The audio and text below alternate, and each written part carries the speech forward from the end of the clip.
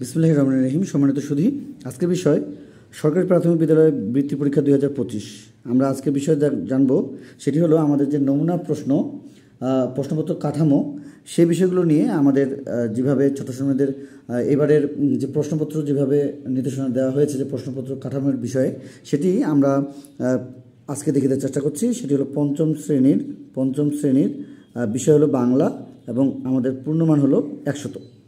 এই 100 নম্বরের আমরা আজকে 2 ঘন্টা 30 মিনিটের জন্য আমাদের ছোটো শ্রেণীরা যেভাবে পরীক্ষায় অংশগ্রহণ করবে তার পুরো প্রশ্নের যে প্রশ্নপত্র কাঠামো এবং মানবন্টন আমরা সেটি প্রত্যেকটি বিষয় দেখাতে চেষ্টা করছি। আশা করছি আমরা প্রথম থেকে শেষ পর্যন্ত ভিডিওটিতে সময় দেব। তো আমরা এখানে যে বিষয়টি দেখতে পাচ্ছি, প্রথমে যে বিষয়টি দেখতে পাচ্ছি সেটি হলো আমাদের কবি ও কবিতার নামসহ কবিতার প্রথম 8 লাইনের লেখার কথা এখানে বলা হয়েছে। প্রথম 8 লাইন লেখার কথা বলা হয়েছে এবং এখানে আমাদের যে নম্বরের পত্রের যে নম্বরটি থাকবে সেটি হলো 1+1+8 = 10। তাহলে আমরা কবি ও কবিতার নামসহ আমাদের ছোট শ্রেণীদের যে কবিতাগুলো রয়েছে সেই কবিতাগুলো থেকে 8টি লাইন, প্রথম 8টি লাইন বা পংক্তি তারা লিখবে। সেখান থেকে তাদের জন্য এখানে 10 নম্বর থাকছে এবং 2 নম্বরে থাকছে শব্দ লিখন। এখানে আমাদের 5টি দিতে হবে। এখানে অন্য কোনো অপশন দেওয়া আমরা পাচ্ছি না, 5টি দেওয়া রয়েছে। এখন এখানে অপশন থাকতে পারে, নাও থাকতে পারে। তো এখানে আমাদের 5 নম্বর এবং এরপর রয়েছে আমাদের বাক্য গঠন করো। এখানেও রয়েছে আমাদের 5টি, আমাদের 5 নম্বর এবং এরপর রয়েছে আমাদের শূন্যস্থান পূরণ করো। আমাদের এরপর রয়েছে শূন্যস্থান পূরণ করো। শূন্যস্থান পূরণ করার ক্ষেত্রে এখানে আমরা দেখতে পাচ্ছি 5টি, তবে এখানে 5 নম্বর এবং এরপর রয়েছে আমাদের বহু নির্বাচনী প্রশ্ন হিসেবে আমরা এখানেও পেয়ে যাচ্ছি হলো 5টি। আমাদের এখানে 5 নম্বর থাকছে এবং বিপরীত শব্দ, তার সঙ্গে থাকছে বিপরীত শব্দ এবং সমার্থক শব্দ। বিপরীত এবং সমার্থক শব্দ এখানে আমাদের যে কোনো একটি থাকতে পারে, 2টি আমাদের ছোটো শ্রেণীকে পড়াতে হবে এবং 2টির মধ্যে আমাদের যে কোনো একটি থাকতে পারে।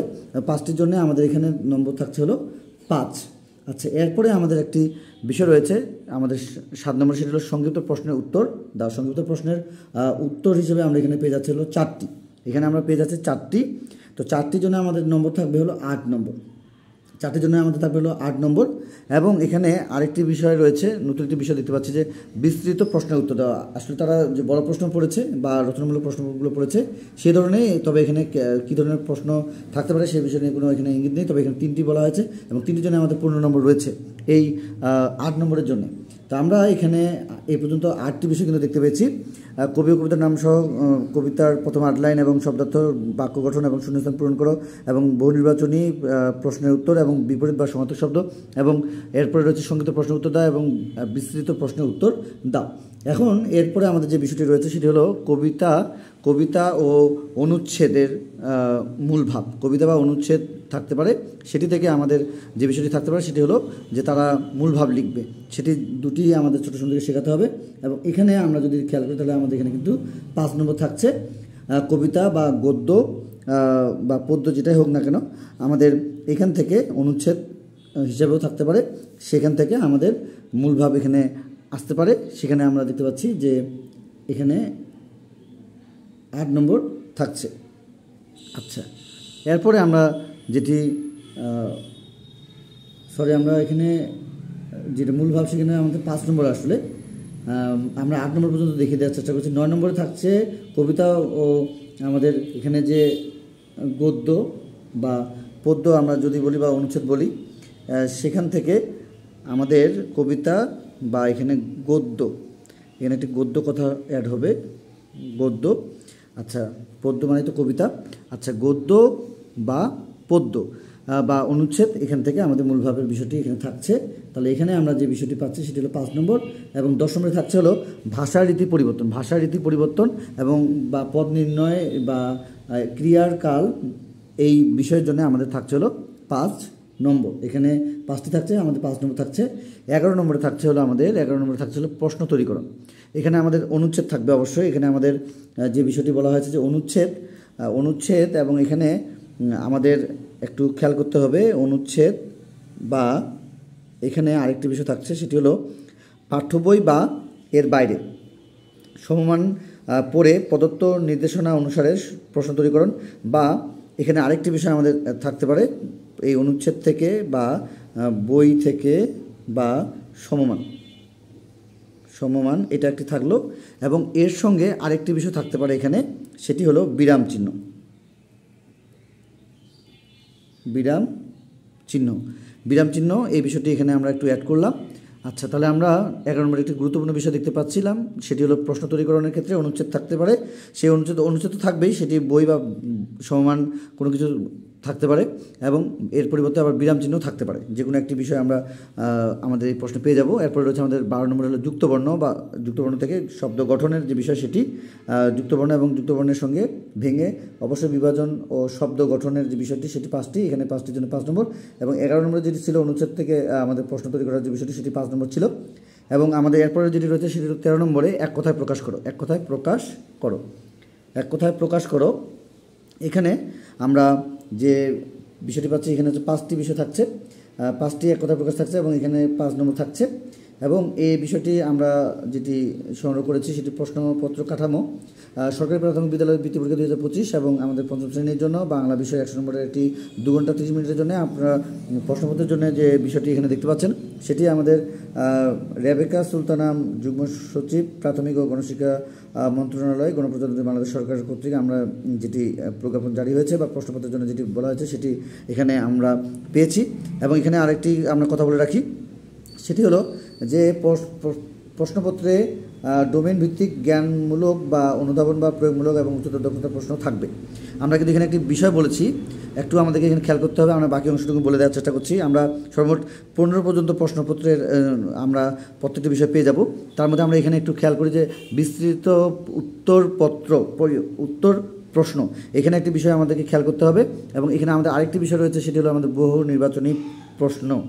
বহু নির্বাচনী প্রশ্ন এই বিষয়টি আমাদেরকে, এবং শূন্যস্থান পূরণ করো। এবং আমাদের যে বাক্য গঠন রয়েছে, বাক্য গঠন করো, এবং এখানে শব্দার্থ লেখো। আচ্ছা, আমাদের বিষয়টি হলো যেটি আমাদের জানানো দরকার, সেটি হলো এই শূন্যস্থান পূরণ করার ক্ষেত্রে আমাদেরকে একটু খেয়াল করতে হবে। এখানে অপশন থাকতে পারে, না থাকতে পারে, তবে আমরা এই বহু নির্বাচনী প্রশ্নের ক্ষেত্রে এবং সংক্ষিপ্ত প্রশ্নের ক্ষেত্রে এবং আরেকটি বিষয়ের ক্ষেত্রে, সেটি হলো বিস্তৃত প্রশ্নের উত্তরের ক্ষেত্রে, আমরা কিন্তু একটু আগে আপনাদেরকে বলেছিলাম যে রচনামূলক বা বর্ণনামূলক যে প্রশ্নগুলো রয়েছে, কিন্তু এই বিষয়ে একটু খেয়াল করতে হবে যে আমাদের ছোটো শ্রমিকদের এখানে কিন্তু একটু আমাদের নোট দেওয়ার চেষ্টা করা হয়েছে যে প্রশ্নপত্রে ডোমেন ভিত্তিক আমাদের জ্ঞানমূলক, অর্থাৎ জ্ঞানমূলক, অনুধাবনমূলক বা প্রয়োগমূলক বা উচ্চতর দক্ষতামূলক প্রশ্ন থাকবে। তার মানে এখানে এমনভাবে থাকতে পারে বিষয়টি, সেটি আমাদের এই 8 নম্বরেও থাকতে পারে, বা আমাদের এখানে 5 নম্বরে যে রয়েছে সেটিও আমাদের থাকতে পারে। এই সঠিক উত্তরের ক্ষেত্রে বিভিন্ন বিষয় বা বিভিন্ন জ্ঞানমূলক বা আমাদের উচ্চতর দক্ষতা এবং অনুধাবন এবং প্রয়োগমূলক বিষয়ও থাকতে পারে, একটু আমরা খেয়াল করব। এবং বিভিন্নভাবে আপনারা এগুলো বিভিন্ন জায়গা থেকে নোট পেয়ে যাবেন। যদি আপনাদের প্রয়োজন হয় 5ম শ্রেণীর কোনো বিষয়ে জানার, সেটি আপনাদেরকে আমাদের হোয়াটসঅ্যাপ নাম্বারে যোগাযোগ করবেন। আচ্ছা, আমরা এরপরে আমরা যেটি পেয়েছিলাম সেটি হলো যে যুক্ত বর্ণের পাশাপাশি ভেঙে শব্দ গঠন এবং এক কথায় প্রকাশ করা। আমাদের এখানে 5টি বলেছিলাম। এবং 14 নম্বরে রয়েছে ফর্ম পূরণ করা এবং আবেদনপত্র লিখো। 14 নম্বরে খুবই গুরুত্বপূর্ণ একটি বিষয়, সেটি হলো ফর্ম পূরণ করা এবং আবেদনপত্র লেখো। এখানে আমাদেরকে পুরো সিলেবাস অনুযায়ী তাদেরকে পড়াতে হবে এবং বিভিন্ন গাইড অনুসরণ করতে পারেন, বিভিন্ন নোট অনুসরণ করতে পারেন, বিভিন্ন টিচাররা যারা 5ম শ্রেণী নিয়ে কাজ করেন তাদের কাছ থেকেও এগুলো নিতে পারেন। এবং এখানে আমাদের ফর্ম পূরণের ক্ষেত্রে এটি কোনো সমস্যা নয়, শুধুমাত্র যে বিষয়গুলোতে তাদেরকে ধরি বা মনে করি বা এই ধরনের যদি বিষয় থেকে থাকে তাহলে সেটি তারা জানবে। এবং অন্যান্য বিষয়ের ক্ষেত্রে স্বাভাবিক যে বিষয়গুলো রয়েছে সেগুলো থাকে। এবং আবেদনপত্রের ক্ষেত্রে অবশ্যই আমাদেরকে খেয়াল করতে হবে যে তারা যেন প্রত্যেকটি আবেদনপত্র তারা যেন শুদ্ধভাবে লিখতে পারে, সে বিষয়ে আমরা অবশ্যই বিভিন্ন জায়গা থেকে নোট করে তাদেরকে দেওয়ার চেষ্টা করবো এবং বিভিন্ন আবেদনপত্রগুলো তাদেরকে শেখানোর চেষ্টা করবো। এবং সর্বশেষ আমাদের যে বিষয়টি রয়েছে সেটি হলো রচনা, মূলত উন্মুক্ত বা সূত্রসহ থাকতে পারে।